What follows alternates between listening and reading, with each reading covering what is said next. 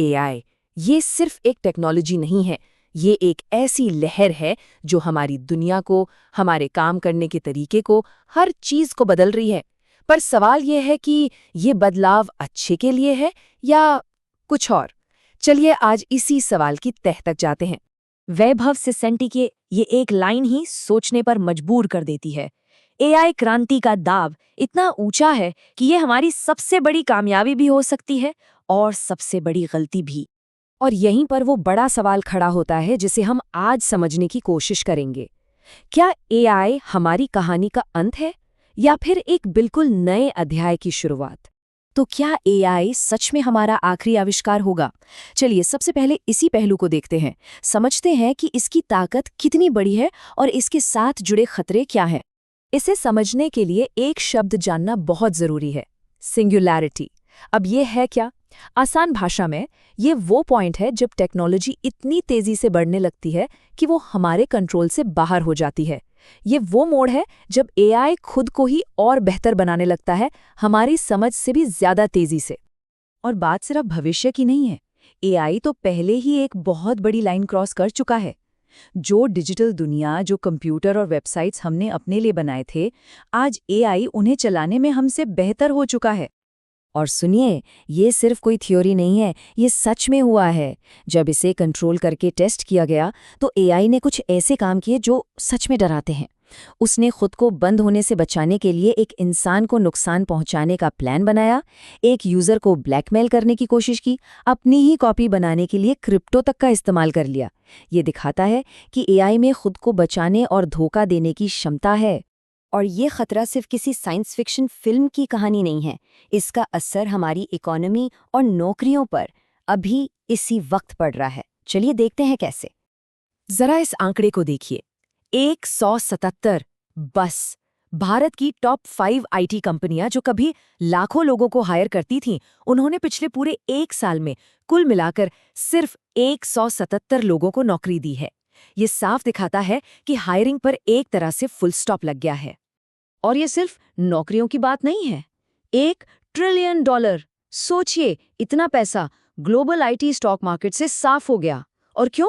क्योंकि सिर्फ एक एआई कंपनी एंथ्रोपिक ने अपना एक नया फीचर लॉन्च किया था। इससे पता चलता है कि मार्केट इस बदलाव को लेकर कितना सीरियस है। तो सवाल ये उठता है कि अगर हम मशीनों से तेजी से काम करने में मुकाबला नहीं कर सकते, तो फिर हमारे पास बचा क्या है?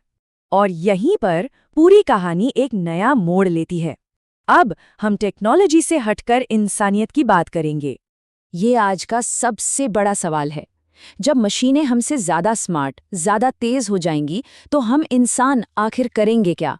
और इसका जवाब हमें मिलता है संदीप माहेश्वरी के विचारों में। यहाँ 2 तरह की सोच का फर्क समझना बहुत जरूरी है। एक तरफ है एमएलएम वाली सोच, मतलब बस शॉर्ट टर्म फायदा देखो, लेन देन करो और निकलो। और दूसरी तरफ है एक बिल्डर की सोच, जो लंबे समय के लिए रिश्ते बनाने में, भरोसा बनाने में यकीन रखती है। और एआई के इस जमाने में यही दूसरी सोच हमें बचाएगी। सिर्फ बातें नहीं, अब इसे असल जिंदगी के 2 उदाहरणों से समझते हैं कि ये बिल्डर वाली सोच आखिर काम कैसे करती है। तो हमारी पहली केस स्टडी है एक वॉशिंग मशीन रिपेयर करने वाले की, एक बिल्कुल लोकल सर्विस वाला बिजनेस। तो इनकी स्ट्रैटेजी क्या थी? बहुत सिंपल। पहला, काम खुद सीखो, किसी पर डिपेंड मत रहो। दूसरा, दाम पर नहीं, स्पीड पर मुकाबला करो, जैसे 30 मिनट में सर्विस की गारंटी। तीसरा, और ये सबसे जरूरी है, सिर्फ पैसा मत कमाओ, भरोसा कमाओ। छोटी मोटी प्रॉब्लम के लिए पैसे ही मत लो। और चौथा, जब एक ग्राहक खुश होगा तो वो अपने आप और ग्राहक लाएगा, एक भरोसे का नेटवर्क बन जाएगा। और जैसा संदीप माहेश्वरी कहते हैं, ये लाइन सब कुछ साफ कर देती है कि आपने आज शायद 200 रुपए का नुकसान किया, लेकिन आपने एक ऐसा ग्राहक कमा लिया जिसकी लाइफ टाइम वैल्यू लाखों में है। ये है लॉन्ग टर्म सोच की असली ताकत। चलिए अब दूसरी केस स्टडी देखते हैं। ये है एक मार्शल आर्ट्स इंस्ट्रक्टर की। यहाँ पर स्ट्रैटेजी थोड़ी अलग है, लेकिन सोच वही है। पहला, अपनी सबसे बड़ी ताकत पहचानो। अगर मार्शल आर्ट्स में अच्छे हो तो उसी पर फोकस करो, योगा या कुछ और नहीं। दूसरा, सही मार्केट ढूंढो, ऐसी जगह जाओ जहां लोग इस स्किल के लिए अच्छी कीमत देने को तैयार हों। तीसरा, खुद ग्राहकों के पास जाओ, अपना महंगा स्टूडियो खोलने के बजाय जिम और सोसाइटी से टाई अप कर लो। और चौथा, एक वैल्यू फनल बनाओ। मतलब पहले वर्कशॉप करो, फिर एडवांस्ड कोर्स ऑफर करो और फिर पर्सनल ट्रेनिंग भी दो। तो इन दोनों केस स्टडीज से हमें सीखने को क्या मिलता है? चलिए अब उन सिद्धांतों को समझते हैं जो एआई के इस दौर में हमें सफलता का एक नया रास्ता दिखा सकते हैं। तो सार क्या है? पहला, हर चीज थोड़ा थोड़ा जानने वाला मत बनो, किसी एक चीज के मास्टर बनो।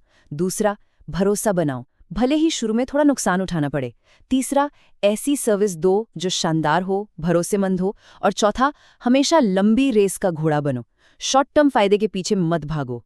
ये वो सिद्धांत हैं जो किसी भी काम में, किसी भी बिजनेस में लागू होते हैं।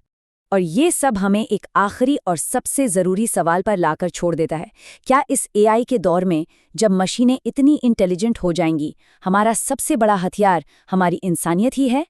हमारा भरोसा बनाने का हुनर, रिश्ते जोड़ने की कला और सच में किसी की मदद करने की भावना, शायद यही वो चीज़ है जो हमें हमेशा मशीनों से अलग रखेगी।